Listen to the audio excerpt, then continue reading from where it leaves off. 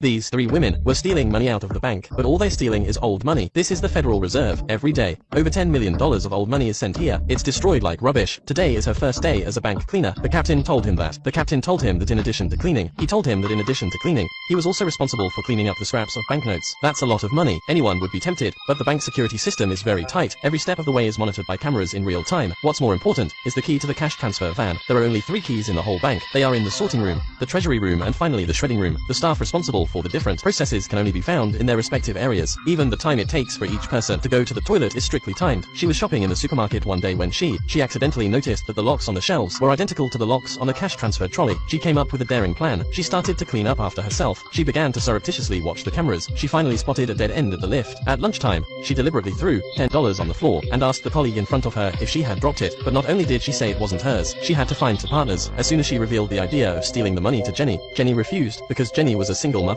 If she was caught, her 2 children would be sent to an orphanage. Kerry saw right away that the children were her weakness. The next day, Jenny's locker was full of flyers for prestigious schools. I'm afraid that's a reason no mother could refuse. Jenny decided to join immediately. Then, they found Ruth, who was responsible for delivering the money. She had been ill since she was a child and the long-term cost of her medication had left her with very little money. The 3 of them had developed a code of conduct. Touch the eyebrows. The next day, Kelly hid a supermarket port lock in her waistband and they got through security without a hitch. At lunchtime, Kylie and Jenny confirm the operation with the code word, but Ruth suddenly shakes her head. Ruth says she has a bad feeling about the day. Jenny is furious and calls it quits, but just as security was closing, the president suddenly appeared. It turns out there's going to be a raid today. The 3 of them were thankful. The next day, the 3 women again touched their eyebrows and the operation began.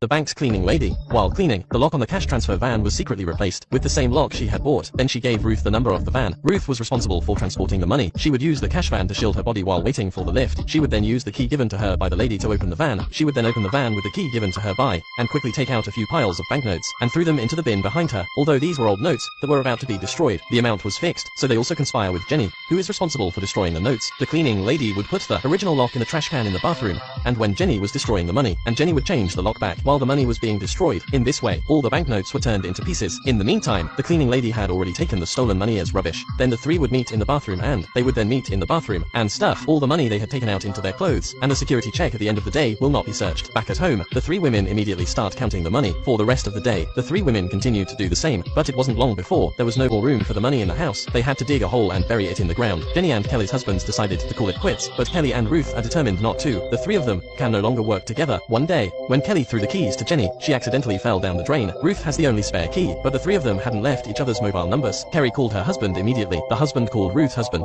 who in turn informed him. By the time Ruth found out, they'd already taken the delivery van to the shredding room. She couldn't go downstairs to the shredding area when she wasn't transporting money. Here Jenny was about to shred the next load of money. If she couldn't open the lock, she'd be exposed. Ruth pretended to have an argument with someone. She wrapped the key in gum and stuck it to the lift, and Kelly downstairs, pretending to clean. She picked the gum off by hand. By the time she rushed to the smash room, the security guard was helping Jenny unlock the door. At this point he thought the lock was broken. Kylie immediately excused the guard and she threw the key to Jenny. The crisis was finally over, but the security guard noticed what was going on. But the guard didn't turn them in because he had always had a crush on Jenny. Jenny immediately dressed up and she started to negotiate with the security guard. Eventually the guard had a girlfriend. Now the old notes are sorted and shredded. They had their man at every step of the way. They were even more reckless because the only risk is the irregular searches. Marshall would always be tipped off in advance, but it wasn't long before their unbridled lifestyle caught the attention of federal investigators. Kerry sensed something was wrong, but it was too late. The next day the investigator came to the bank and presents pictures of the women's extravagant lifestyle, but the bank president, convinced that his security system was impeccable, he throws the investigator out. Meanwhile, Kerry's husband discovers that they are being watched. They decide to destroy the evidence overnight. The fat girl throws all the money into the fireplace. Kerry's husband shreds the money and flushes it down the drain, but they were arrested anyway. Luckily, Kerry slipped out the back door with a bag of money. After a night of interrogation, Ruth took the blame for everything, on the condition that Jenny is acquitted, because she had 2 children.